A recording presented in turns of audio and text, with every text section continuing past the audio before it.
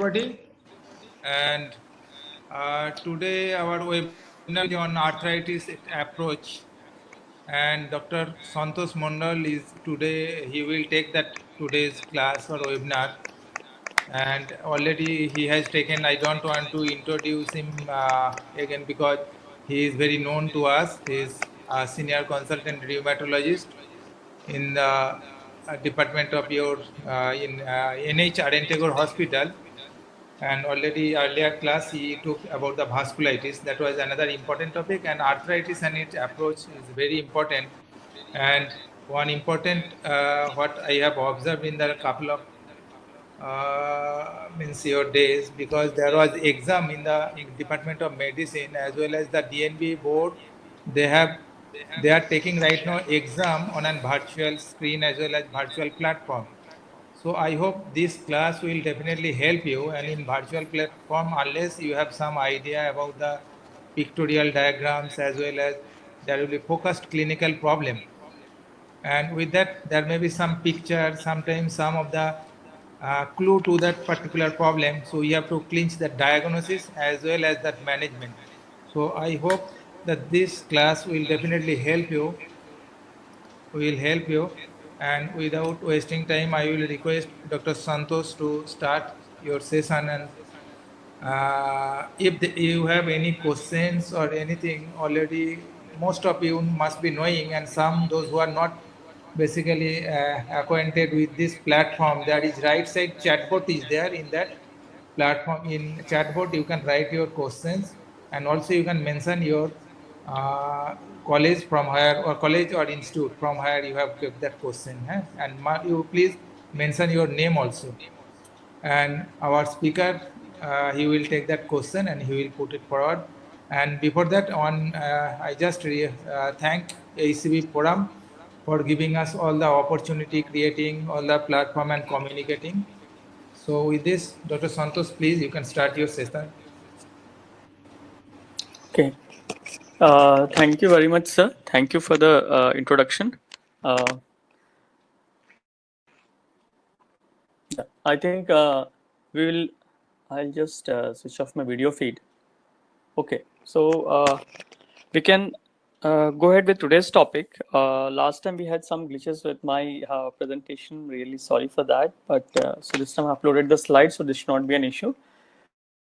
So today what we'll be discussing approach to a patient with painful swollen joints. So when a patient is coming to you in your OPD or in emergency with painful swollen joints, so how do you approach the patient with arthritis?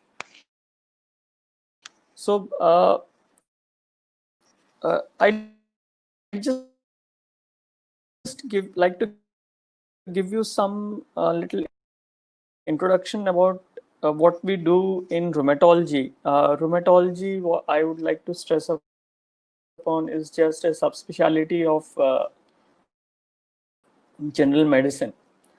It's a subspecialty where still, like general medicine, we use the clinical aspect, like clinical history, joint examination in a major in history taking, and then the examination. Okay, so this history taking and examination is a major part, meticulous in taking history, very meticulous in examining examining the joints. So going ahead, okay, in patients, so as I said, rheumatology, it's a clinical subspecialty of medicine with lot of things about medicine present in rheumatology is too. So a lot of good observation is needed. So clinical pattern recognition, the recognition of the pattern of the joint involvement, the presence of other extra-articular symptoms, presence of other features. This is the most important aspect for making a diagnosis in a patient with joint disease. So 80% of the time during the consultation must go in taking a clinical history. So clinical history taking is very, very important. Along with that, 50%, 15% of the time it goes into the physical examination, and then you can devise which focused relevant investigations you want to do to make a definitive diagnosis. So just on basis of your clinical history and physical examination, you can diagnose more than about 90% of patients with rheumatological musculoskeletal disorders. So just to categorize the musculoskeletal system, so the areas which need you to focus on the history taking should be: one, the joints. Next, you should focus on the spinal symptoms, and not just the joints or the spine. There are other supporting structures of the joints, like you have your the tendons, you have the fascias, you have the bursas, you have the cartilage. So these are all the soft tissue which can also be involved, and patient can present with an acutely swollen joints.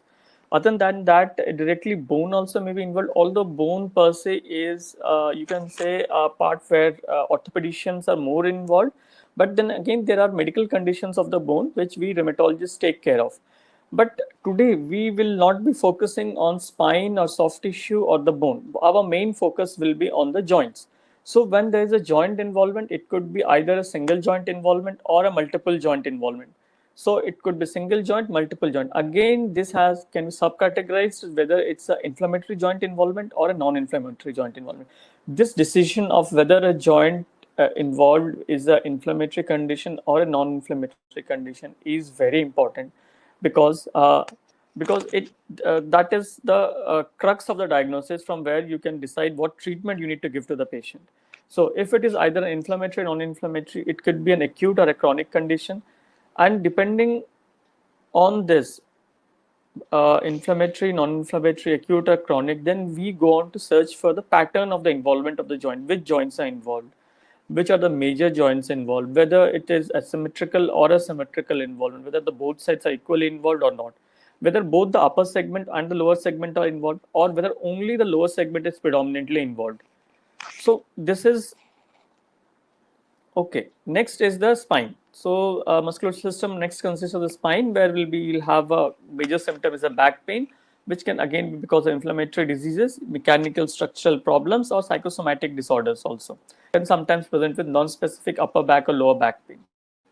Soft tissue involvement, as I said, it could be because of the muscle involvement like myositis, subcutaneous fat involvement leading to paniculitis or vasculitis, or involvement of the periarticular structures like the fascia, the bursa, tendons and enthesis leading to enthesitis and tendonitis, or directly the bone involved, other than the fractured part or other tumors and cancers and other things which are taken care more by the orthopedicians. You can have inflammation of the bone like osteitis, you can have metabolic bone disorders, you can have deposition diseases, you can have dysplasias, avascular necrosis of the bone, and trauma, where both orthopedic surgeon and rheumatologist come together to take care of the patient. But our today's class, we'll focus just only on the joint. So this is where we'll be focusing today. So I would like to show you a clinical approach to a patient when he comes with a joint involvement.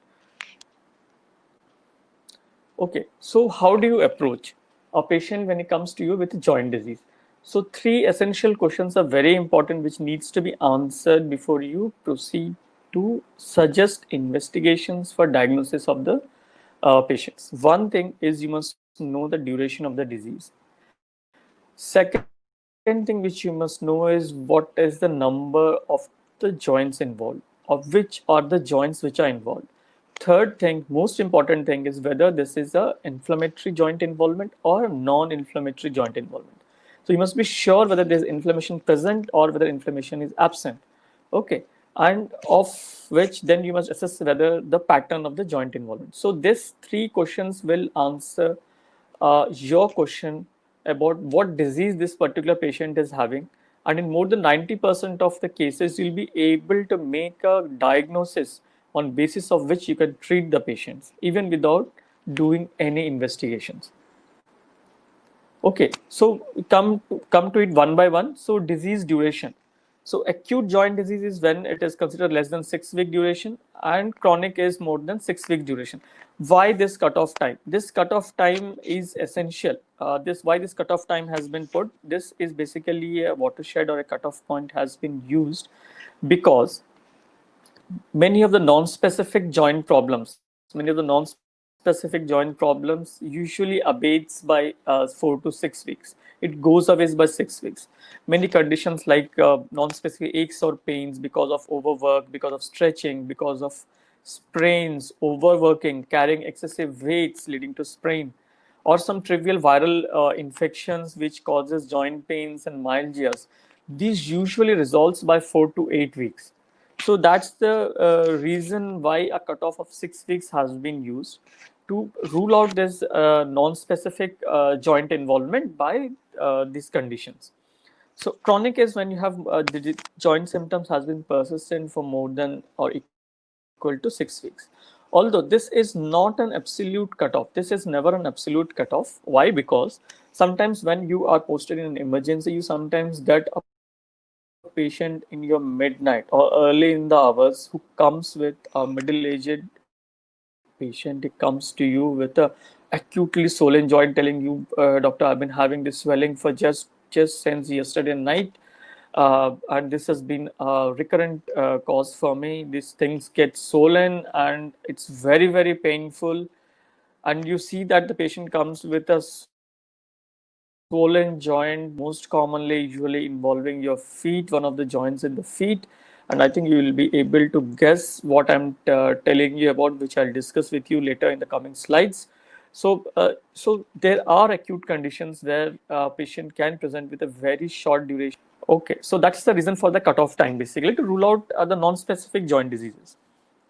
So number of joints involvement or the total area or the total upper limb or lower limb, all the joints involved. So why this number of joints is involved? Because it leads us to know the probable cause of the joint involvement. So it could be monoarthritic or polyarthritic.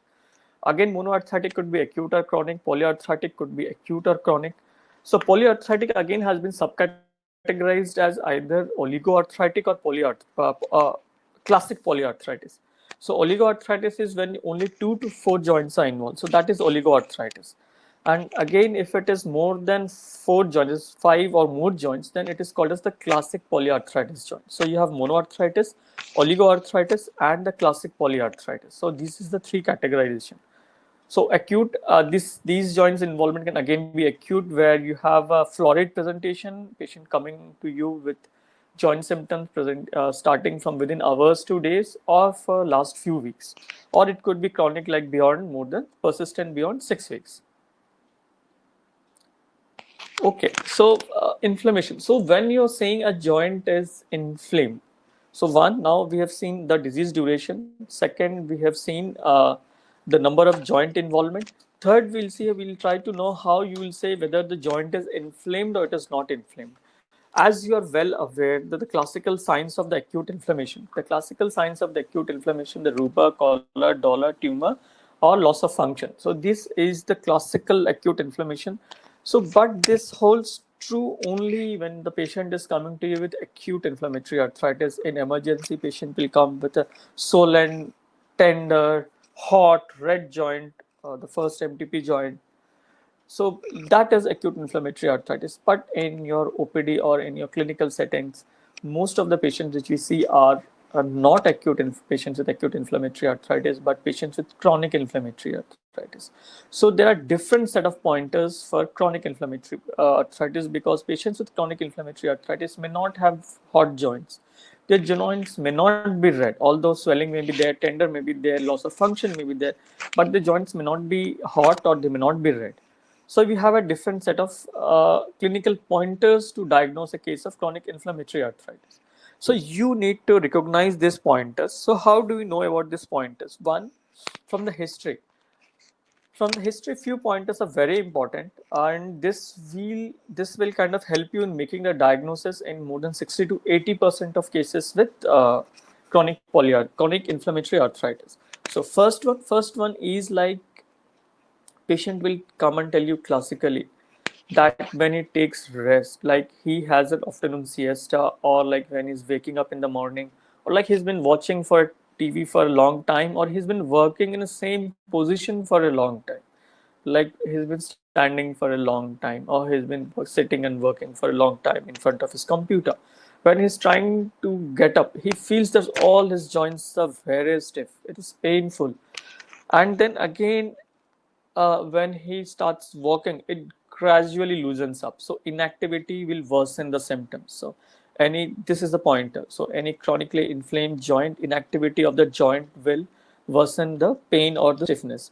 When patient will come, most of the patients with arthritis will have a classical early morning stiffness. So early morning stiffness, patient early in the night, like late in the night or early in the morning, like 5 o'clock, 7 o'clock, 6 o'clock in the morning, patient will wake up with pain in the night. When he's waking, or sometimes when he wakes up to go to the toilet during the night, he feels that his joints are really very stiff and is not able to come out of his bed. So that is night pains and early morning stiffness. So that is one thing. Inactivity will definitely worsen the symptom, and the other way around, like activity will improve the symptoms. Like he's taking rest, he's getting up, he feels that his joints are stiff, painful. He does some gentle movements. He does some exercise, like he moves around, so his pain will gradually subside. Okay. Like housewives, most of the patients, our rheumatological diseases are more common in females, most of the cases. So many females will come and tell you, sir, in the morning when I wake up, it's very difficult to do anything. It's very painful, very stiff body, including hands, legs, back, everything. But then again, as I start working, doing my daily activities, doing my daily work, I feel better. Again, in the afternoon, when I try to take rest, getting up from the rest, again, I feel the same thing. So, this is one thing. Inactivity worsens the symptom, activity improves the symptom. So, you should remember this thing. Next is presence of the constitutional symptoms. Okay, presence of constitutional symptoms like loss of appetite, loss of weight, presence of low-grade mild fever, sometimes night sweats, presence of fatigue and not weakness. Patient is not feeling weak, but he feels tired. He feels tired after doing some amount of work. So these are the constitutional symptoms which indicate patient is having some chronic inflammation within his body. Okay. So other than that, sometimes what will happen, sometimes patient will come and tell you, Ki Dr. Saab, I was doing well with medicine, but suddenly I have these pains out of blue, without any reason. I've been doing well with my medicine, out of blue, without any reason, I'm having this pain. Suddenly there is a swollen joint. Many a times I don't even require medicines to reduce the inflammation or reduce the pain. It goes away in few hours or like 1 or 2 days. I am fine again. My joints are good again to go.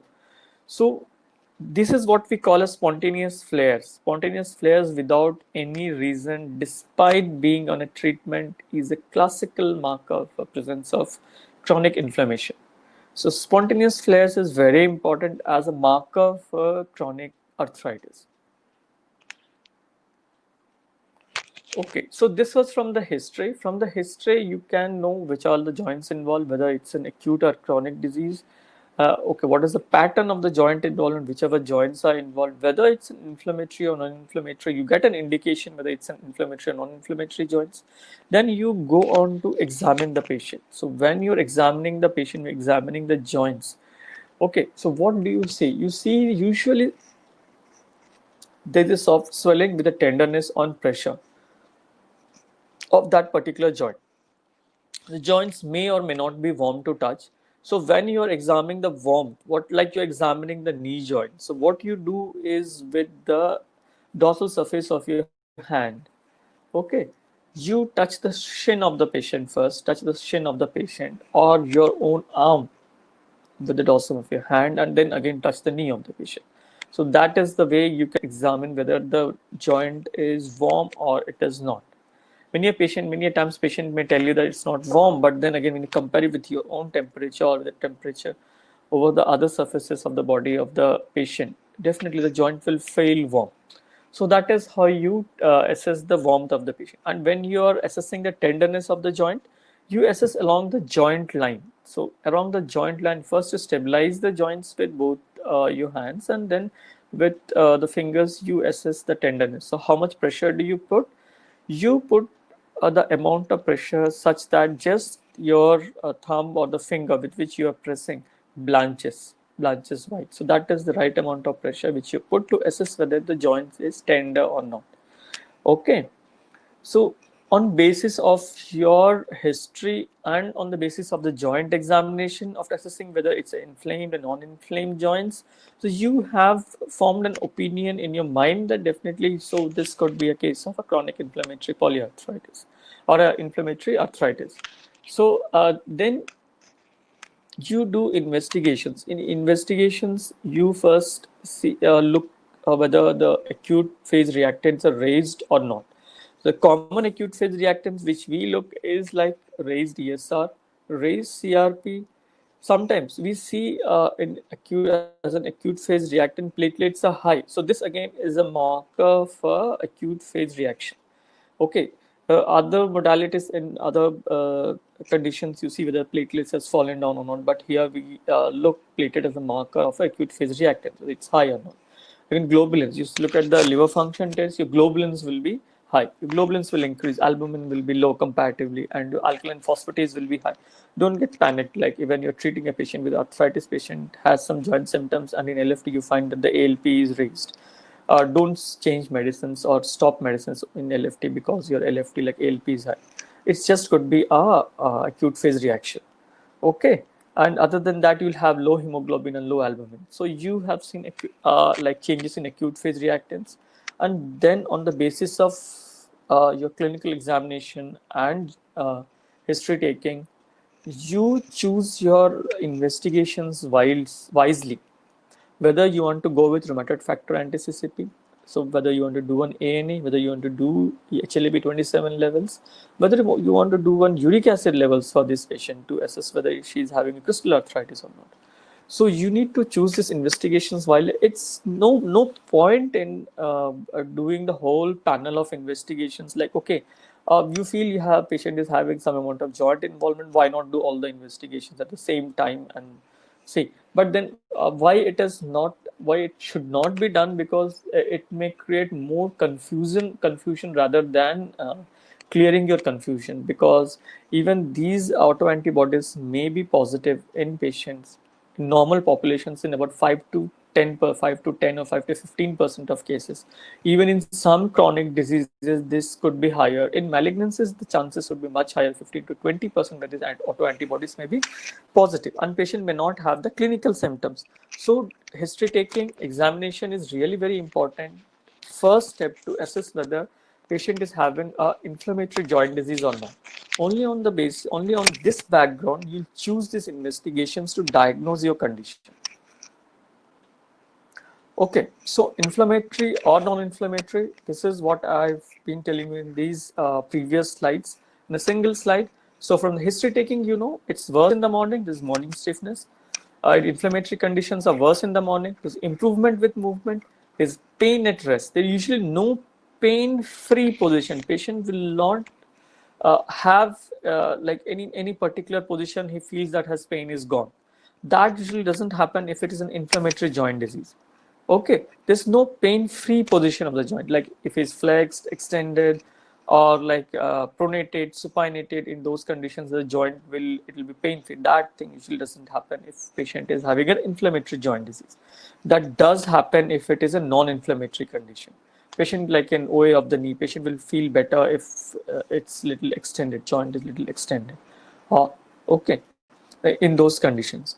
Okay, and there it will be worse with movement. It may be worse with the morning. Even non-inflammatory conditions can have early morning stiffness.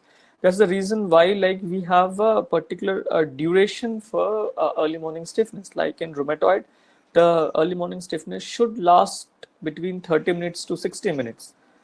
This is by criteria, at least should last for about 30 to 60 minutes. But then again, this may not be present, because when you're treating a patient with rheumatoid arthritis, his or her symptoms may come down, and early morning stiffness, the duration may come down to like about 5 to 10 minutes, or even less than 5 minutes also. But then again, the important thing to remember is even in non-inflammatory conditions like mechanical back pain, like in osteoarthritis, even in fibromyalgia also, you can have early morning stiffness. You can have worsening of pain in the morning. Okay, so the duration of morning stiffness is usually less than 30 minutes. That is what I always I'll tell you to remember.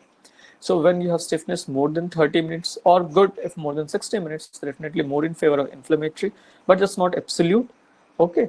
Even stiffness after rest, even you have stiffness after rest, even in case of non-inflammatory condition, that usually subsides like when the patient starts walking or moving within 4 to 5 minutes. But then again, in inflammatory condition, this stiffness goes beyond 5 to 10 minutes. So even this duration of stiffness is very important during the morning hours, like after rest or even the early morning stiffness. Okay, so you have taken the history and in examination. When you're examining an inflamed joint, how do you feel? It's usually firm. Okay, it is firm, but it is not hard. It is firm, rubbery, a little spindle kind of a shape where there is a joint fluid collection. Okay, spindle shape way. Why? Because it could be like a diffuse like joint swelling. It will never be a localized joint swelling. Okay, unless until it is a case of a bursa involvement, or sometimes you can have tendinitis where you can have a focal swelling. So compared to that, in a non-inflammatory condition, it's usually stony. It could be irregular or a nodular swelling. So along the tenderness, that's the reason why I was asking you to examine the joint line, along the joint line. So tenderness will be along the joint line, whereas in case of non-inflammatory condition, the tenderness will be along the focal at a particular point. It will be tender at a particular point. It will be focal. It will not be diffuse. Okay. There will be no crepitus in case of inflammatory joint disease. Sometimes fine crepitus may be present, but usually rough crepitus in case of non-inflammatory condition. Signs of inflammation like rubor, color, dolor may or may not be present, but then again, warmth may be present, swelling may be present, and loss of function will be present. But then again, this can also be present in case of non-inflammatory disease. But then again, red, hot, warm joints will not be present in case of non-inflammatory condition. So if you are having a non-inflammatory, you're suspecting non-inflammatory joint, then there should not be any redness or any warmth in the joint. Okay. Then you have this extra articular involvement, like you have the constitutional symptoms, which is more in favor of inflammatory joint disease. Actually, constitutional symptoms should not be present if it is a non-inflammatory joint disease. Okay, and inflammatory joint disease, usually any joint in the body can be affected. And depending upon the pattern of the involvement, you can diagnose inflammatory joint disease. Whereas in a non-inflammatory joint disease, it's the predominantly the weight-bearing joints. The weight-bearing joints like the knees, ankles are involved, and sometimes the hands are also involved. Okay, so this is in summary, like how you diagnose a joint to be an inflammatory joint disease or a non-inflammatory joint disease. Okay, just to say, this is a very important slide, and this thing you have to keep it in your mind all the time when you are taking or when you're approaching a patient with a joint disease. Okay, so like I said, the number of joint involvement, it could be either a monoarthritis or polyarthritis. I'm starting with polyarthritis because that is what we deal with more commonly. More like inflammatory joint disease are more polyarthritic rather than being monoarthritic. So if patient is coming with more than one joint involvement, so pattern recognition is very important. The pattern recognition will guide you towards your diagnosis. So again, polyarthritic joint involvement could be acute or chronic. Acute, we can again subdivide into inflammatory and non-inflammatory. Non-inflammatory examples like trauma, in case of hemophilic arthritis, also you can have spontaneous bleeding within the joints. So that is non-inflammatory. Inflammatory conditions like rheumatoid, psoriatic arthritis, reactive arthritis, connective tissue diseases, enteropathic arthritis, polyarticular crystal arthritis, uh, polyarthritis nodosa, Behçet's disease. So these all can present with acute, like less than 6 week involvement. Okay, so even an RA patient can come to you like a patient with a history of just 1 month, 3 weeks, 2 weeks. Early RA can come. Even psoriatic arthritis can come with psoriatic arthritis can sometimes come with just one single joint involvement. Reactive arthritis patient fever and fever with some like loose stool or some dysuria, and patient coming with a swollen joint. That 2 to 3 days after having fever, patient develops a swollen joint, acutely swollen joint. So it could be reactive arthritis also. Okay, so chronic more than 6 weeks, again inflammatory, non-inflammatory conditions like generalized osteoarthritis, soft tissue rheumatisms like you can have fibromyalgias, you can have chronic widespread pain syndromes, hypermobile joint syndromes. Hypermobile joint syndromes, patient will have multiple joint involvement, may or may not be associated with some amount of swelling. Fibromyalgia, even fibromyalgic joint symptoms, patient can have some amount of stiffness, multiple joint involvement, multiple areas of involvement. So these are non-inflammatory conditions. Inflammatory conditions all like RA, rheumatoid arthritis, psoriatic, reactive, spondyloarthritis, connective tissue diseases, Behçet's disease, sarcoid, I forgot to write sarcoid here, sarcoidosis, everything can present with chronic polyarthritis. So if important differential to remember when it is an acute polyarthritic disease, important differential is septic arthritis, polymyalgia rheumatica, paraneoplastic syndromes, and subacute bacterial endocarditis. So any patient coming to you in outdoor or in emergency with involvement of multiple joints, but the duration of involvement is less than 6 weeks, okay, still think of septic arthritis. Still think of polymyalgia rheumatica if the patient's age is more than 50 years. Still think of paraneoplastic syndrome if patient is having other constitutional symptom like severe weight loss, like within like 1 month or 6 weeks, severe weight loss, persistent low-grade fever, severe weight loss, okay, loss of appetite, and some lymph node swelling, or like on examination you find hepatosplenomegaly. Okay, so definitely paraneoplastic. Or sometimes patient comes with just skin rash, fever, and chronic polyarthritis. I've seen patients coming with just this and on examination found to have either we had multiple cases of multiple myeloma presenting in such a way. You can have hepatitis B associated arthritis, you can have hepatitis B associated polyarthritis nodosa also. Okay, you can have cryoglobulinemia presenting with fever, rash, and joint involvement. Okay, so these are the things also which you need to remember. And then again, definitely subacute bacterial endocarditis, patient presenting with fever, weight loss, chronic polyarthritis, sometimes rash, sometimes nail changes, telangiectasias and all. And then you, on clinical examination, examine the heart and you find a murmur. So then again, you diagnose a case of subacute bacterial endocarditis. So you need to remember this differentials when you are considering acute polyarthritis. So now coming back to monoarthritis, acute and chronic, acute non-inflammatory conditions like trauma, hemarthrosis, sometimes foreign body reactions, inflammatory conditions like septic arthritis, gout, pseudogout, calcific periarthritis, that these are all acute conditions. Chronic again inflammatory and non-inflammatory. Non-inflammatory is like osteoarthritis, osteonecrosis or avascular necrosis of the commonly of the head of the femur, but then again other sites are also quite common, like in case of your knees or sometimes in ankles also. So in cases with ankles also, and hemarthrosis, neuropathic or Charcot joints. This is again another good differential. Uh, Stress fracture. You have to remember, like patient is coming to you with pain in the feet for like more than 6 weeks, 1 month.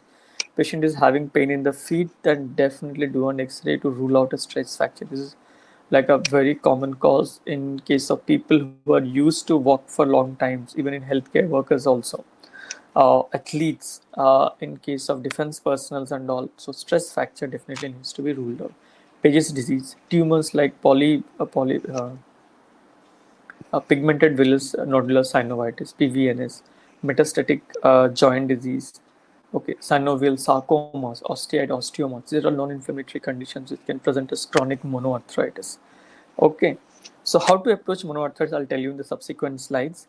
And then you have inflammatory conditions. Again, inflammatory conditions can be subdivided whether it's an acute infection of the joint or a non-infectious conditions. Acute infections commonly in our settings here, mycobacterial, fungal little rare, but then again we do find viral more common than fungal, and mycobacterial. You have bacterial causes, streptococcus, staph, then Lyme's disease also. These are the causes for your chronic monoarthritis.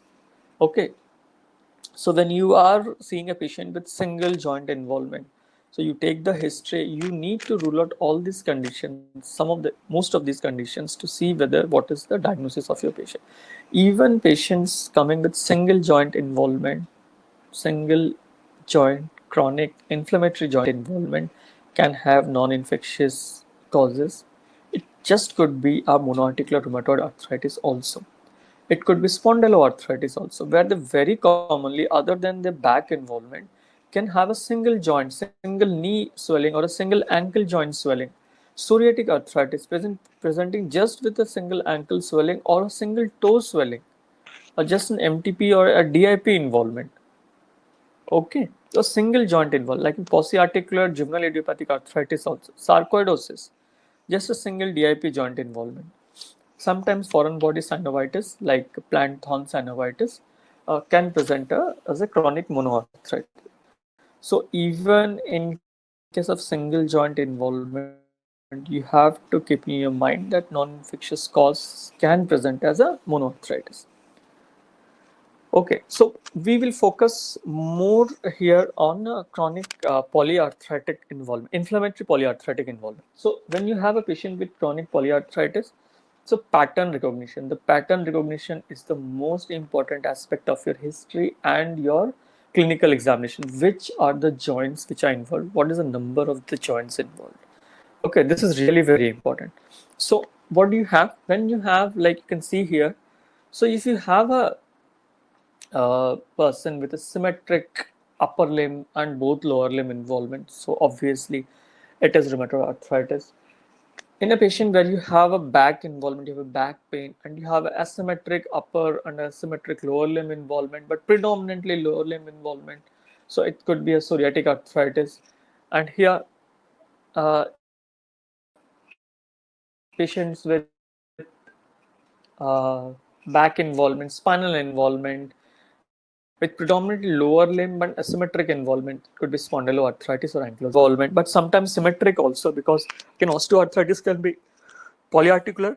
It can present like rheumatoid arthritis, but then only difference will be the joints will be non-inflammatory. But then again, there's again a caveat in case of osteoarthritis, is that sometimes in early stages, see, if you don't call osteoarthritis itis, E-I-T-I-S means inflammation. So if it has been named as itis, then definitely inflammation is there. So osteoarthritis, even to start with osteoarthritis, can have warm and tender joints, warm, swollen and tender joints. So even an osteoarthritis can be inflammatory in its initial stages. In the early stages, it could be inflammatory. And osteoarthritis can present with symmetric joint involvement, but predominant involvement will be your hands and the weight bearing joints, your knees, your ankles, your MTP joints involvement. Okay, and sometimes your spine involvement. So when we'll focus on few areas like your hands and the your feet. So when you're having your hand involvement, you can see when the common joints affected are wrist, the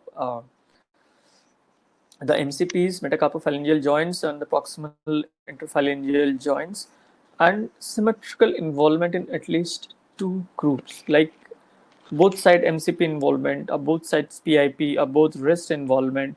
So at least in two groups are involved on the both sides, left and right. So then it is called as a symmetric involvement. So symmetric involvement with the wrist, MCP, and PIP, it's rheumatoid arthritis or rheumatoid-like arthritis, because you can have mimics of rheumatoid which present like rheumatoid arthritis. So it is either rheumatoid arthritis or common mimics of arthritis, which I will tell you in the subsequent slides.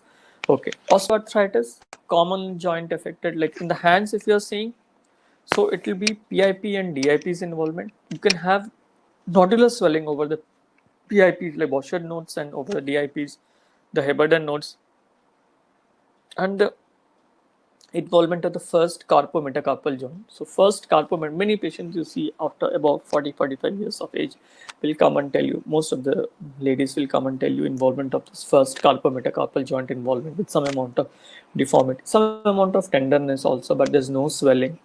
Okay, this is osteoarthritis. DIP involvement is there. You may see sometimes of nodular, so it could be nodular osteoarthritis. But then again, DIP involvement, few differentials you should always keep in mind is, one is whether it's a sarcoid involvement or not. Psoriasis. third is trauma. Okay, so these three differentials you should definitely keep in mind when there is DIP involvement. Okay, so next is so next, when a patient is having an asymmetric involvement in the hand, like there's involvement of DIPs, there's involvement of proximal interphalangeal joints. Most commonly, the first proximal interphalangeal joint. Usually, this joint is diffusely swollen. It's more swollen compared to rheumatoid arthritis.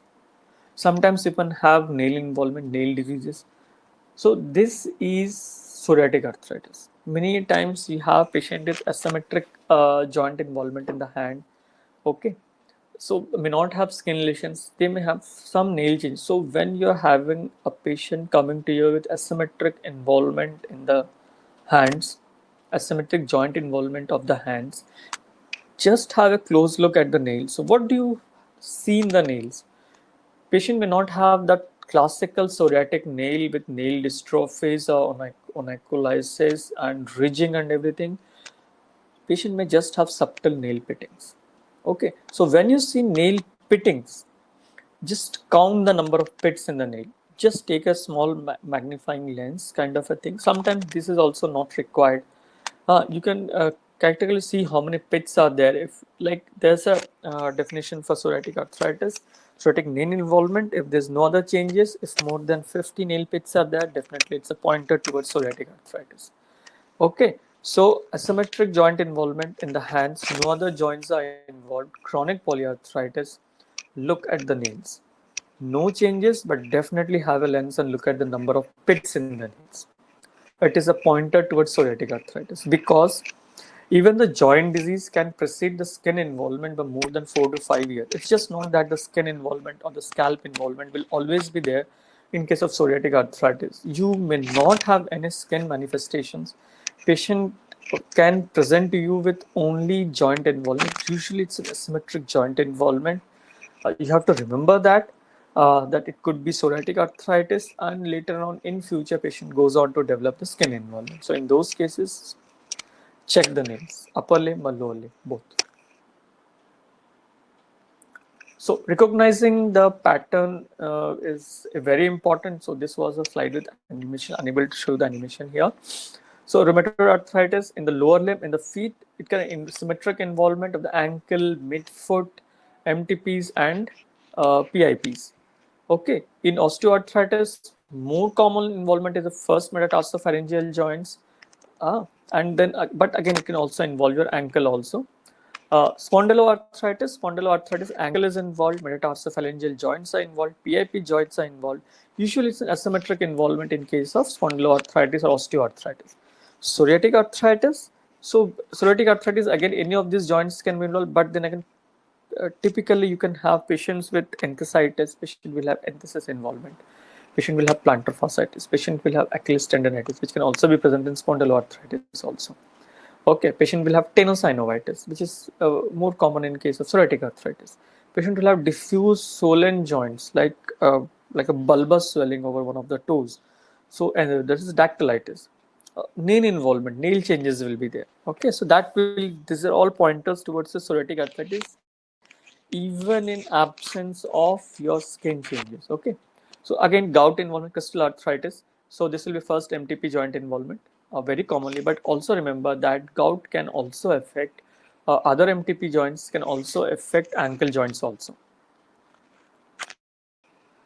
Okay, so this was the whole thing. So key point in categorizing joint involvement is number of joint involved, mono versus poly, duration of the symptoms, acute versus chronic, nature of the disease, inflammatory versus non-inflammatory, and very important, the pattern of the joint involvement, symmetric or asymmetric, upper limb more involvement or lower limb more involvement, spinal involvement present or absent, and along with this, any other extra articular manifestations is there or not.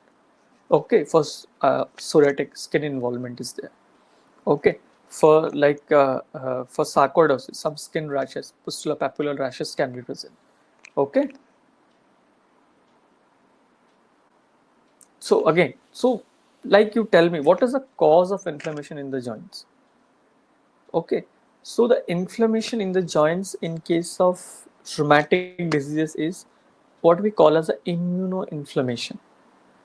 Okay, it is an immunoinflammation. Okay, the immune mediated inflammation. It is not infection. Okay, it's an immune inflammation where you have your own immune system working against your own body, your own tissue. That is what is called as autoimmunity. So that is very important. Describing autoimmunity is kind of out of scope for this presentation, but then again, that is the main reason for your inflammation in the joints. You have predominant either neutrophilic or lymphocytic or monocytic infiltration of the joint. In initial stages, predominantly neutrophilic, then later on you can have monocytic or a mixed monocytic lymphocytic infiltration of the joint or synovitis. So usually more than it's a cause in more than 90% of the patient. Any age group can be involved, but more commonly in case of younger age group, predominant female involvement is there. Uh, Predominant peripheral arthritis, it's RA or connective tissue disorders like SLE, Sjogren's, mixed connective tissue disease, vasculitis also can present with peripheral arthritis. Predominant axial and both peripheral arthritis, spondyloarthritis and psoriatic arthritis. So even this spondyloarthritis and psoriatic arthritis are the cause of majority of lower joint, lower extremity or the lower limb inflammatory joint involvement. Even if you have a patient with large joint monoarthritis as a single knee monoarthritis, chronic, in my setting, in even in here, even in India, I usually do not suspect tuberculosis first. But then again, it is very essential to rule out uh, infectious involvement of the joint or other causes of monoarthritis before saying that it is an like inflammatory joint disease. Okay, but definitely most of the causes are not what I find in my setting and even in the place where I've worked in CMC Velovi, where we have seen lot many of these patients, these kinds of patients, they are not tubercular. They are not tubercular, they are non-infectious. They are not infectious joint disease. Okay, so even a single joint monoarthritis may not be infectious. But then again, it is essential to rule out infection there. So other cause like acute inflammation of the joint, more obese patient, alcoholic, hypertensive, diabetic, like kind of fitting the metabolic syndrome kind of a thing, with a family history of similar joint swellings, definitely gout, definitely gout. Okay, initially we thought this gout is a disease of rich of Western population, but then again, finding patients with gout more commonly even in India also. Okay, the other thing, inflammation in the joints. So all inflammation in the joints are not immunoinflammation. Okay, so it could be infection also, it could be crystal arthritis also. So septic arthritis, huh? So one thing you have to remember for septic arthritis to cause any normal joint, any normal joint is not prone to infection. It is not prone to infection. So your knees are not prone to infection unless and until you have a predisposing factor. So what are the predisposing factors? Predisposing factors will be like extremes of age, like a small child, extremes of age beyond 70s. Okay, their immune systems are little weak. Okay, they're not fully developed or they have become weak. Okay, chronic diseases, patients like having diabetes. Okay, patient is morbidly obese, metabolic syndrome, dyslipidemias. Okay, patient is having like cancer. Okay, patient is having cancer. Patient is undergoing some chemo or radiation therapy. Or patient is having a pre-existing joint disease like osteoarthritis, gout, rheumatoid. Again, these can also predispose to septic arthritis. So a patient of rheumatoid arthritis coming to you with a persistent single joint involvement, you have tried to increase the dose of the DMARDs, still not responding, in fact worsening of the joint symptoms with your increase in the immunomodulatory therapy. Think that it could be septic arthritis. Okay, so it doesn't mean that a rheumatoid arthritis patient cannot have septic arthritis, or a patient with SLE cannot have a septic arthritis. They can definitely have, because they already have a altered immune system. So they, even a patient with immunoinflammatory joint disease, are prone to septic. They are more prone to septic arthritis compared to a normal population. So so definitely this has to be ruled out. You are increasing your immunomodulator therapy, not responding, so rule out septic arthritis. So to me, to a rheumatologist, inflammatory as such means immunoinflammatory joint disease. So okay, so you have a chronic inflammatory polyarthritis, symmetric involvement, both upper and lower segment involvement. So definitely it's rheumatoid arthritis. So you can see this kind of a deformed joints are a little uncommon now. Even in my practice, like I'm not a big, not for a very long time, but then again for last 7 to 10 years, from my rheumatology, in very few cases, I see this kind of deformed joints. Very, very uncommon, this kind of a deformed joints. More commonly, we see non-deforming polyarthritis, chronic inflammatory polyarthritis, which sometimes even in case of a long-term disease, you can have this rheumatoid nodules present on the extensor surfaces. So these extra articular joint, why this extra articular joint involvement? This extra articular joint involvement will help you in differentiating rheumatoid from rheumatoid arthritis mimics. Presence of rheumatoid nodules, presence of scleritis or episcleritis, secondary Sicca syndromes, interstitial lung disease, more in favor of rheumatoid arthritis than rheumatoid arthritis mimics. But then again, rheumatoid arthritis mimics can have scleritis like Sjogren's. They can have interstitial lung disease. An important thing to differentiate from Sjogren's will be, usually do not have, they have a non-deforming inflammatory polyarthritis. Connective tissue diseases versus rheumatoid arthritis. Connective tissue diseases will have a non-deforming inflammatory polyarthritis. But then again, to have a deformity, it takes a long time, a few years. So, okay, so sometimes the extra-articular features will help you. Presence of Sicca syndrome, presence of autoantibodies, what autoantibodies patient is positive. Depending upon that, you can diagnose whether patient is having Sjogren's or patient is having rheumatoid. Okay. So a patient with inflammatory polyarthritis can have, because psoriatic arthritis has multiple types of presentation, present as spondyloarthritis, can present as asymmetric oligoarthritis. Symmetric polyarthritis, very similar to RA. Okay, can present just with DIP arthritis, can present with just this asymmetric polyarthritis.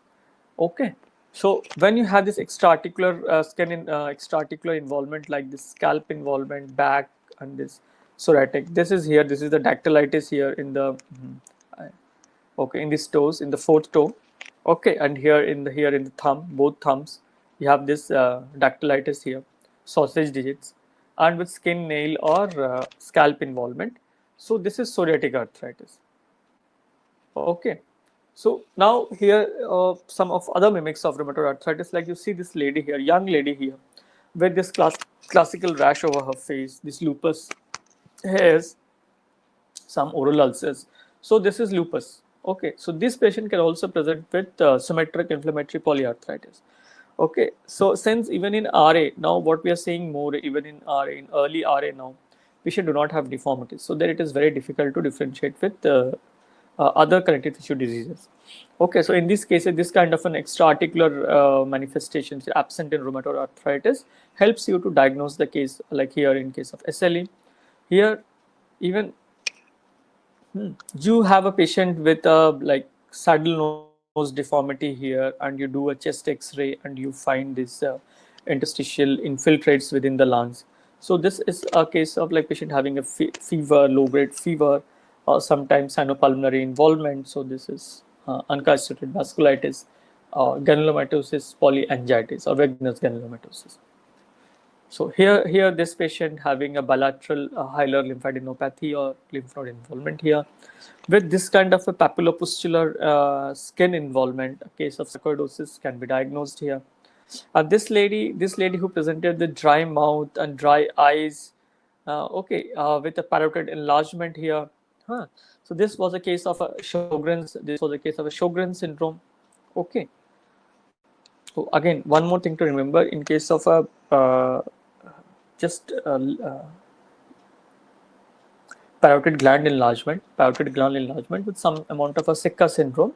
One more syndrome needs to be ruled out, and that is the IgG4 syndrome. So that syndrome also needs to be ruled out. Usually, IgG4 disease does not present with inflammatory polyarthritis. Very rarely, it can present with some amount of polyarthralgias, myalgias, or body aches.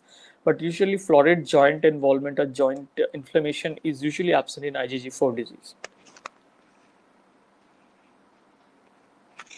Okay, again, you have a patient with chronic inflammatory back pain presenting with mono or oligo articular involvement, which is usually asymmetric and predominantly lower segment involvement.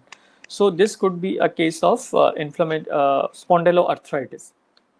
Or even spondyloarthritis patient can sometimes to present with may have just monoarthritis. Okay, sometimes I've seen cases where patient has come to me with just single knee joint swelling. Patient will not tell you about preceding history of back pain because like most of the in cities you have most of the like young people working in these IT industries and all. What they feel is that back pain which they've been having is just part of their job, and then they come to you in OPD with an acutely inflamed knee or ankle joint, and then you ask them, like on prodding, you ask them whether he or she had a back pain. Then she says, "Oh, doctor, yeah, I had some back pain, some amount of stiffness in the past, which usually used to come and go." So the point to remember here is that in spondyloarthritis, to start with, even the back involvement is not a persistent disease. It has a fluctuating waxing and waning course. So it has a waxing and waning course. Patient will complain of severe back pain for about a week, and then again he's fine. He has taken some painkillers and then he's fine. He doesn't have any morning stiffness. He doesn't have any problem. He's going about his work normally, and then again out of blue after about 6 months or 1 year, again he has these symptoms again. Okay, so this waxing and waning course, because patient may not give importance to these kind of symptoms. Okay, that he thinks it's maybe just a part of his job. He takes some rest, he takes some medication, it goes away. So, but when you're having a patient with single joint involvement, monoarthritis, lower limb involvement, definitely ask a history of a back pain in the past, inflammatory back pain. Okay. So here this is like some cases where you can make a diagnosis very obvious. You have this kind of sausage shaped swelling with some amount of chalky white appearance, usually more in case of a chronic condition. And then again you aspirate these and you find these monosodium urate crystals. You find this monosodium urate crystals, a diagnosis of gout can be made. Okay. So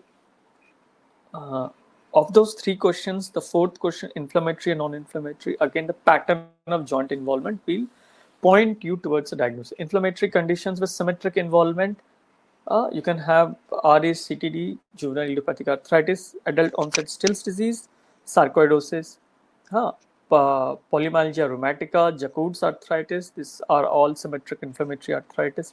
Asymmetric inflammatory like palindromic rheumatism. This is what I was telling. Palindromic rheumatism, even in patients with RA or connective tissue diseases, patient can initially present you like patient having severely swollen joints in the hands, which like persists for about few weeks and then it goes away with taking some painkillers. Patient is symptom free the whole year. Again, during the same period or some other point, like after 6 months, patient having the similar symptoms lasting for about a week.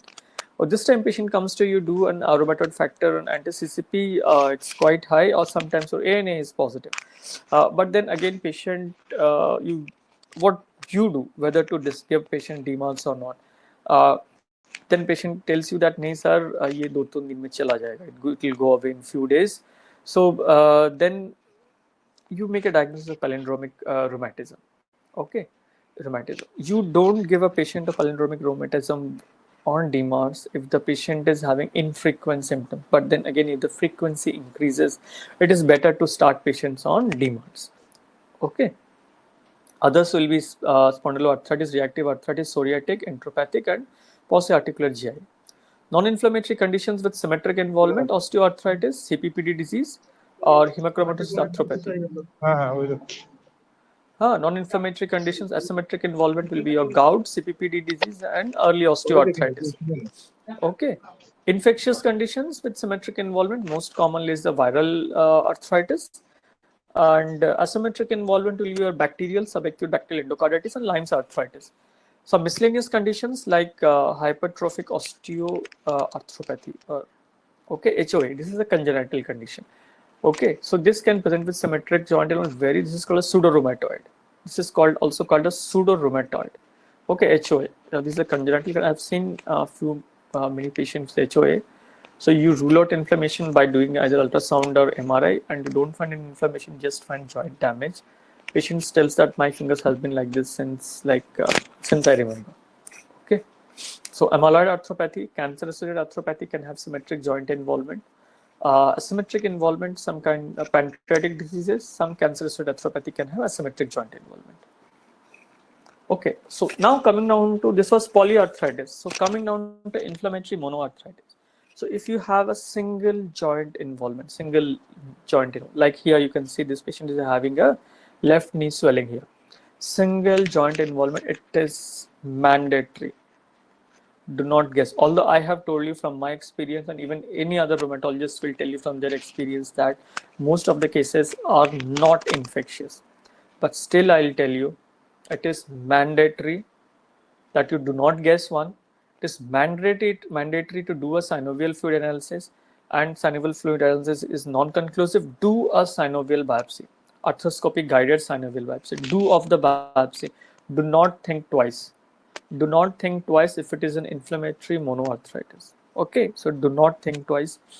Okay, so many times what you have, if it is non-infectious, you will have a histopathological finding of a chronic non-specific inflammatory synovitis. You do the inflammatory markers, they are raised. You do the auto antibody profiles, they are negative. Many of the cases they may be negative. Okay, still remember one more thing. Even in these cases, do of an X-ray of pelvis to see whether there is any sacroiliitis or not, because patient could be psoriatic arthritis, patient could be spondyloarthritis. Closely look at the scalp. Patient may not give you a history of seborrhea. Okay, patient may just be having excessive seborrhea, excessive dandruff. Okay, that is again a pointer for scalp psoriasis. Scalp psoriasis, nail psoriasis, these are more commonly associated with joint involvement compared to generalized pustular psoriasis or other forms of plaque psoriasis. Compared to them, these scalp or nail psoriasis are more associated with joint involvement. You must remember that. Okay, so even in monoarthritis, you need to rule out, first you rule out these conditions. Any patient monoarthritis with sacroiliitis, you may not go for a synovial fluid analysis. With psoriasis, skin lesions, may not go for a synovial fluid analysis. But in absence of these things, definitely mandatory, go for fluid analysis. Inconclusive, go for a synovial biopsy. So if the biopsy comes as a non-specific inflammatory synovitis, so what do you do now? So what you do now is you treat this patient as an inflammatory monoarthritis. Okay, you need to treat these patients with DMARDs, with maybe low dose steroids. Single joint involvement, best thing is inject the joint.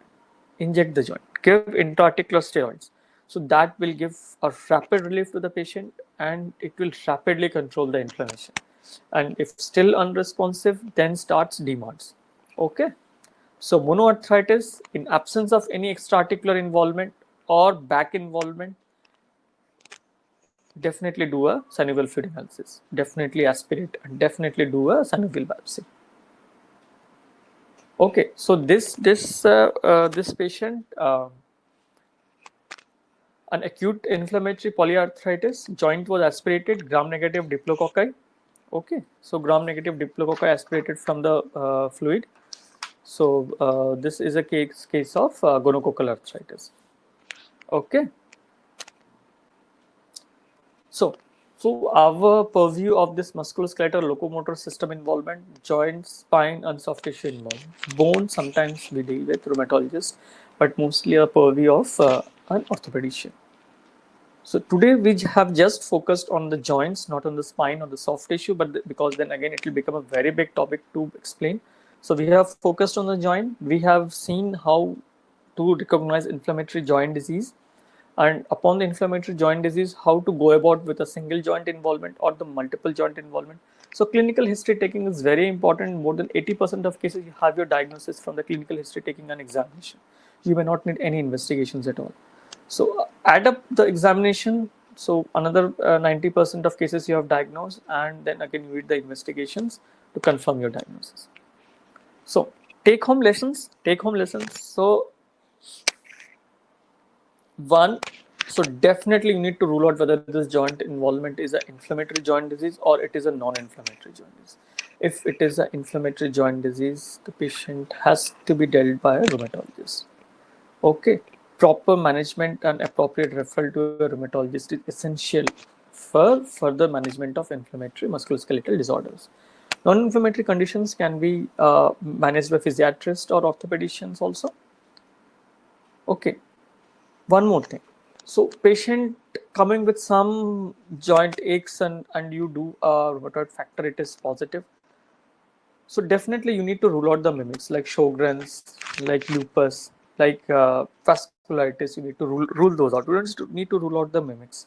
Okay, that is one thing. Second thing is just the presence of rheumatoid factor doesn't make a person suffer from rheumatoid arthritis. You have to remember that. Okay, that's the reason why you need to judiciously order your investigations. In the absence of appropriate clinical setting, just having a rheumatoid factor positivity does not make a diagnosis of rheumatoid arthritis. Okay. Okay. Okay. Another thing. That is one thing. Second thing is just the presence of hyperuricemia does not make a diagnosis of gout. This thing also you should remember. Patient be just maybe having asymptomatic hyperuricemia. Patient with asymptomatic hyperuricemia, do not and never start patient with hyperuricemic therapy. Never start patient with hyperuricemic therapy. That you should remember. Okay, so here this should be a cross here. High uric acid plus vague pain and back pain. I forgot to put a cross here. This is not gout. Okay, so high uric acid with vague aches and pains or back pain is never gout. So this is a mistake in the slide. So this is never gout here. So high uric acid may just be a marker, just a marker for poor style, a marker for syndrome X or metabolic syndrome. So you do not need treatment for the raised uric acid. You need the treatment for the metabolic syndrome here. Okay. So remember, asymptomatic hyperuricemia, never put the patient on hyperuricemic therapy. Remember that. Okay. Oh, another thing is ASO titer. So for ASO titer, this is again, you get a lot of referrals for this. Many patients coming to me with, sir, मेरा ASO titer बहुत high है, मैं क्या करूँ? और मेरे को हड का joints में pain होता है. So remember that, our seniors, our teachers, they have seen more rheumatic fever cases than I have seen, or you may be seeing in future. You may be seeing fewer cases. Okay, the incidence of rheumatic fever has drastically gone down in this last 10 to 15 years. I can tell you that. In my 7 to 10 years of practice in rheumatology, I've seen hardly few cases of rheumatic fever. And you should remember that the significance of ASO titer is absent in any patient above 12 years of age. Rheumatic fever usually does not affect or does not have its first attack beyond 12 years of age. Okay, so beyond 12 years of age, first time patient presenting with joint pains and aches with a raised ASO titer, do not give a significance to the ASO titer. In fact, I'll tell you, do not do a ASO titer if the patient is more than 12 years of age and presenting you with joint symptoms. Never do that. But in a patient of less than 12 years, patient presenting with polyarthralgia, fleeting joint involvement, it's never a persistent arthritis. Never. Remember, it's never a persistent arthritis with raised ASO titer, low to moderate grade fever, and probably a cardiac murmur. That's the case of a acute rheumatic fever. But less than first attack is always before 12 years of age. Remember that. And you should never prescribe or never do, in fact, an ASO titer if the patient is above 12 years of age. Okay.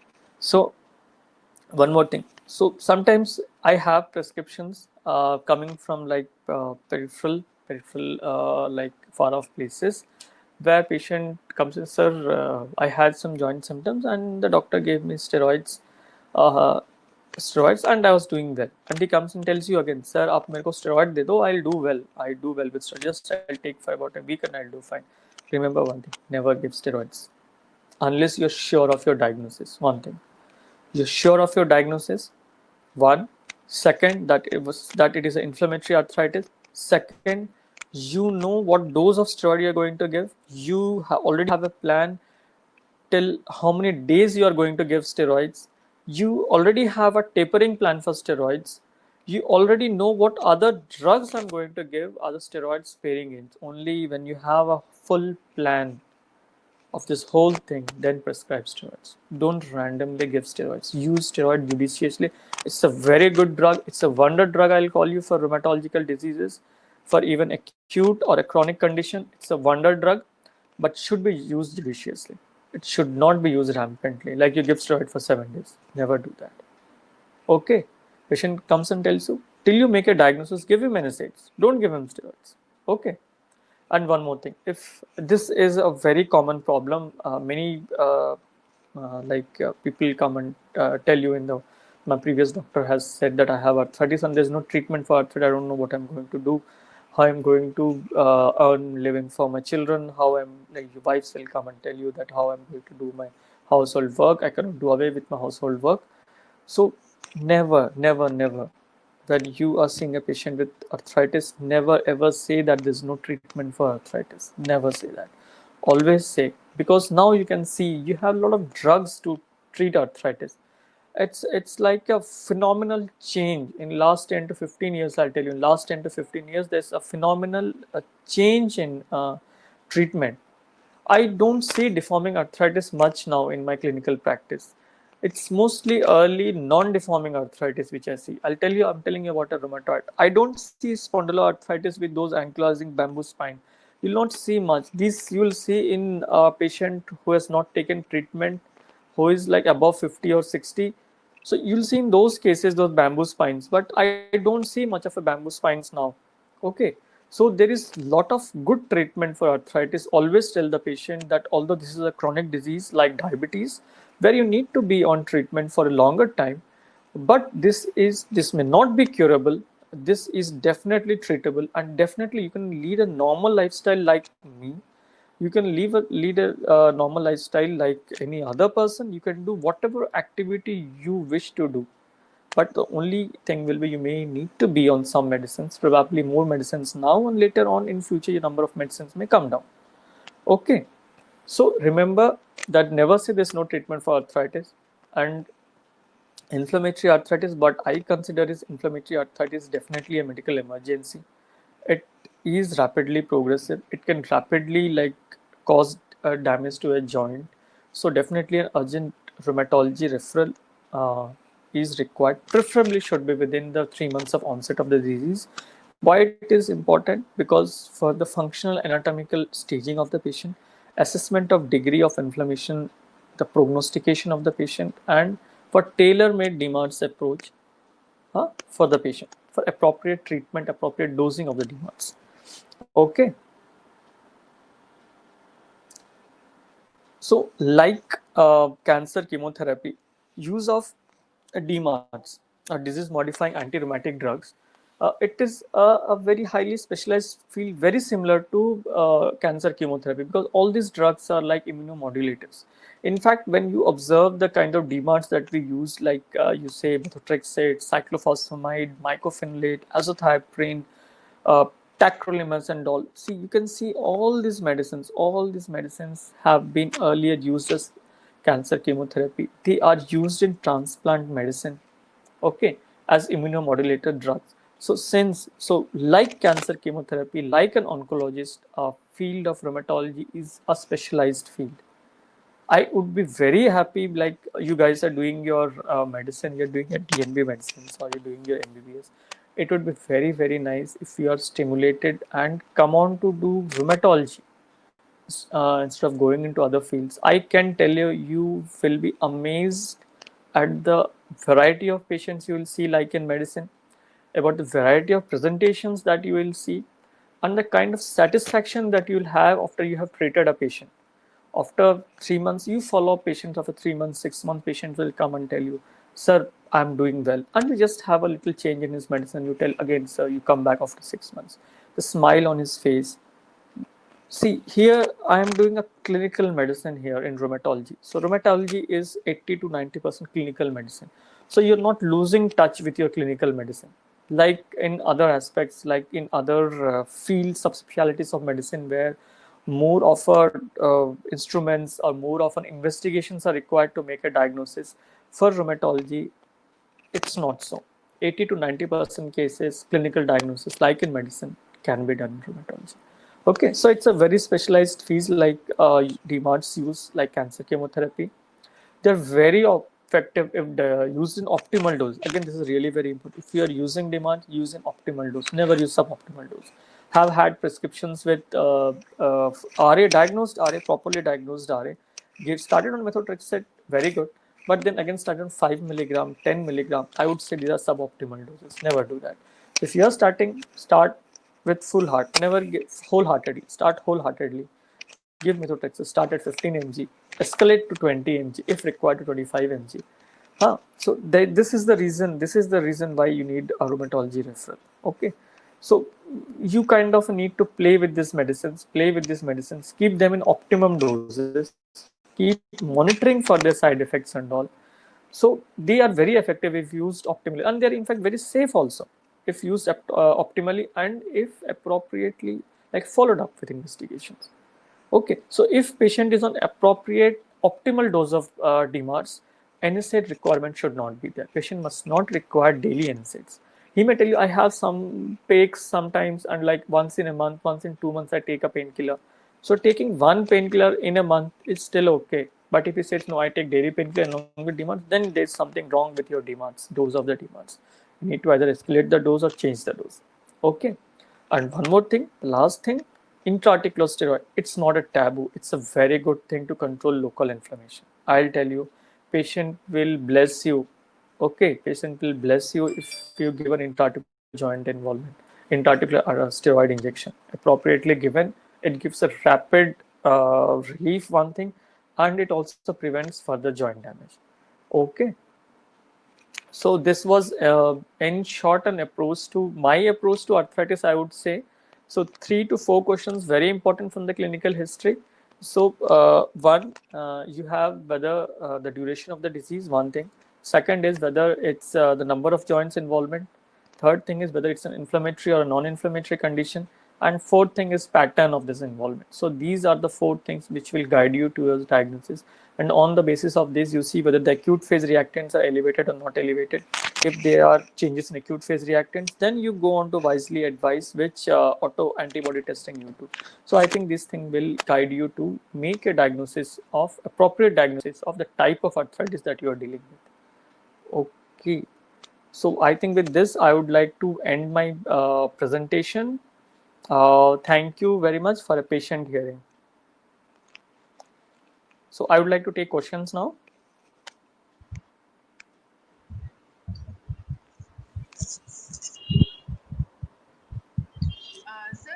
Sir, there are questions in the Okay. chat box. You can see. I'll just repeat the questions. Okay. One for Dr. Ruhi Chatterjee Ghoshal is asking, what precautions should people take up after 40 or post menopause? Okay, like after 40 and after menopause, what kind of precautions to not have inflammatory arthritis? I think, or not to have any acute inflammatory arthritis. So I would tell you that after 40, one thing is you need to have a healthy lifestyle. You need to exercise regularly. Okay, healthy lifestyle, regular exercises, adequate sleep, and nutritious diet. I think this should be your protocol. I think why 40, why wait till 40? I think you should inculcate these habits of good nutrition, regular exercises from your childhood. You should teach this to your children also. Okay, tell them what is healthy, what is not healthy, why it is important to do exercises. I think definitely this is one thing which you need to inculcate in all our kids now. Why make them prone to metabolic syndromes? Okay, why invite disease? I think that should answer your question. Okay. Okay, thank you, sir. Next question: when to use injectable methotrexate? Dr. Neeraj is asking. When to use injectable methotrexate? See, injectable methotrexate. Usually, what I do is when patient is coming to me with inflammatory polyarthritis, I say rheumatoid arthritis. So you can start with injectable methotrexate, 15 milligram of injectable methotrexate. But the only problem, there are few problems with injectable methotrexate is that one is a patient may not be residing in a place where he has access to a person, healthcare professional who can give him injectable methotrexate. Because I would prefer the injectable methotrexate to be a subcutaneous injection rather than giving an intramuscular injection. Okay, so subcut preparation, subcut injection of methotrexate is like finding a person to give a subcut injection is little difficult. So if you have like patient is staying close to hospital and patient has accessible to healthcare professional, definitely you can start patient with injectable methotrexate. Okay, so that is one thing. Second thing is that many of the patient have fear of injection. If the patient is not having fear of injection, you can start off with injectable methotrexate, and patient is stabilized, you can change over to oral methotrexate. So, but if the patient is having fear of injection, patient doesn't have access to healthcare professionals nearby, better go on to start with oral methotrexate. Sometimes patient on oral methotrexate will complain of severe nausea, like on taking methotrexate the next day and the day after. So in those cases also you can switch over the patient to injectable methotrexate. It's less nauseating compared to oral methotrexate. So these are the 3-4 places where you could use injectable methotrexate. Sometimes you have been put patient on oral methotrexate 15, 20, 25 mg. You have gone to 25 mg.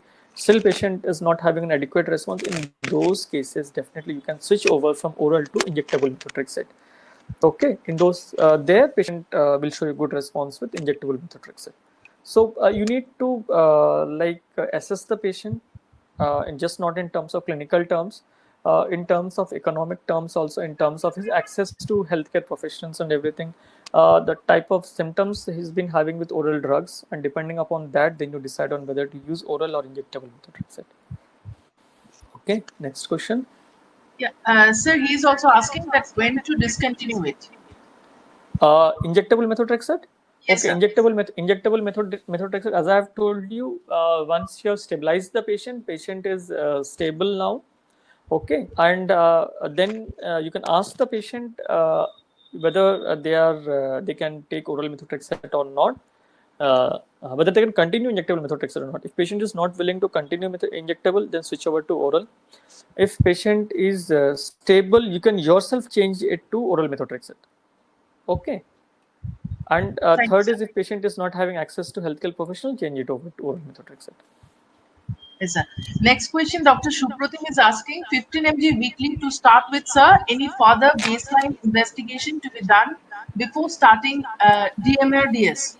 Okay, definitely. Before starting DMARDS, you need to have a complete hemogram.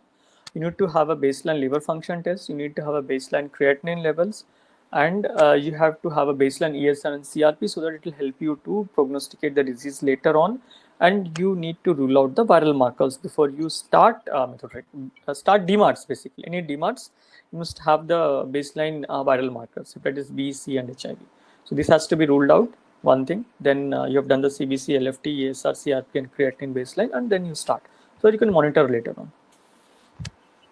Okay, next one. Sir, Dr. Amritendu is asking, many a times we get middle-aged women with symmetric polyarthritis serology suggestive of RA, also having knee swelling for longer period. What workup should we do before knee swelling? Should we consider it as OA or go for detailed investigation? Okay, one thing you need to assess whether the knee swelling is inflammatory or non-inflammatory.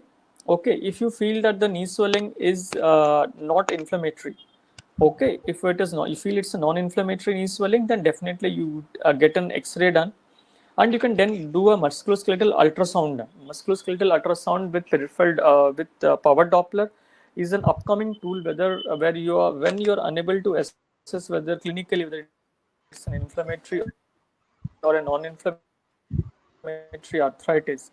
So it's a very good tool which will guide you to decide whether it's an inflammatory or non-inflammatory condition. So definitely, even if you're suspecting OA, get an X-ray done, and you're not satisfied, get an ultrasound done. That will help you in your treatment. Okay, next one. Yeah. Dr. Rajesh is asking, sir, what is the role of anti-CCP in diagnosing RA? Shall we ask for it routinely? See, rheumatoid arthritis patients,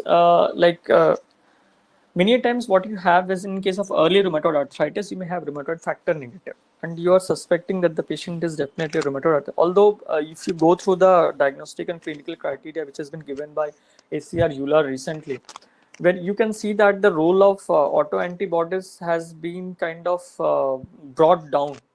If you see that, if just patient ACR EULAR criteria, if you go by those criteria, if you have patient with small joint involvement, symmetric joint involvement with acute phase reactants positive, so these two things are and are chronic arthritis, like more than 6 weeks duration, raised acute phase reactants, symmetric inflammatory chronic polyarthritis. This three things is enough to make a diagnosis of rheumatoid arthritis. Rheumatoid factor anti-CCP may be negative in these cases also. So, as such, as a diagnostic role, if you are clinically satisfied that the patient is having rheumatoid arthritis, you may need to do rheumatoid factor and anti-CCP to rule out connective tissue disease, basically. Okay, so whether you are dealing with Sjogren's or not, because many of the patients may be having Sjogren's. So, when you are having a chronic symmetric polyarthritis, do ANA, RF, and anti-CCP. That is what I do. I do all three to rule out Sjogren's. And in early arthritis, like we have within 3 months duration, you can have rheumatoid factor negativity. So in those cases, you can do an anti-CCP also. Okay, so anti-CCP is usually kind of we say as an early marker also for as an early marker in case of early rheumatoid arthritis. So that is the role, but clinical thing is more important compared to doing the rheumatoid factor and anti-CCP. Okay. Thank you, sir. Sir, no more questions. One more thing is asking Dr. Neeraj, any difference in treatment strategy in seronegative versus seropositive arthritis? Okay, so thing is that when you are having a symmetric polyarthritis involving small joints of hands or feet, so in that case, if you have rheumatoid factor, seronegative is when we say that rheumatoid factor and anti-CCP is negative. Okay, that is when we say it is seronegative. But then again, it could be a case of Sjogren's syndrome. It could be a case of early lupus. It could be a case of vasculitis. So you need to search for other symptoms. It could be psoriatic arthritis. It could be spondyloarthritis. So you need to have this in your mind.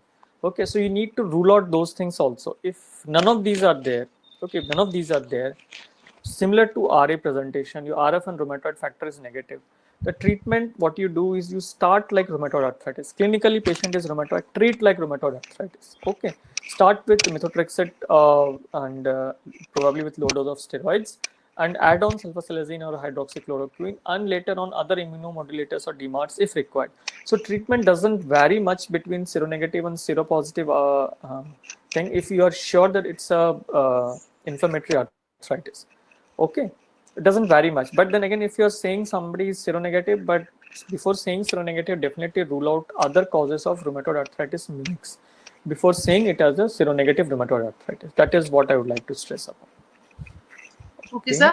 Last question we will take. The last question Dr. Amritendu is asking, sir, if symptoms and disease activity controlled with lower FTX dose, like 10 mg, should we up titrate dose? Why do you want to up titrate the dose? If the patient is comfortable with 10 milligram of methotrexate and he's off steroids, he's not requiring any NSAIDs, he is asymptomatic for more than a year, 6 months to 1 year, I would like you to down titrate methotrexate. Just not stay on 10 mg, come down to 7.5 mg, come down to 5 mg. Many times what happens is the disease gets burnt out. Okay, so disease get burnt out. So if patient is asymptomatic for more than a year, why do you need to keep him on 10 mg also? Bring it down. Okay, bring it down and try to even gradually stop. I would say. Just keep him on hydroxychloroquine also. And even patient is asymptomatic for 1 or 2 years, you can try to make it alternate the hydroxychloroquine, even try to stop it also. But only thing you have to remember that you tell the patient before stopping is that, because we have seen that in most of the cases, more than 50% of cases where we have stopped therapy, within 2 years, patient comes back with a flare. So you have to tell the patient that although we are trying to stop the medicine, you have to stay. So you have to tell the patient that although we are trying to stop the medicine, you have to stay under follow-up. So he has to stay in touch. He has to stay under your follow-up to assess whether he is having a exacerbation of his symptoms or not, or any flare in the disease or not. Okay, definitely you need to down titrate, but you want to keep at 10 mg if patient is doing well for more than 6 months or 1 year. Okay. Okay, thank you, sir. We will wind up today's session now. Thank you, everybody. Thank you, mentors. Thank you, sir. Thank you very much. I'll thank HCP, and I'll thank Panja sir also for giving me the opportunity. Thank you very much. I'll sign off now. Okay, Thank thank you. you, sir. Okay. Yeah.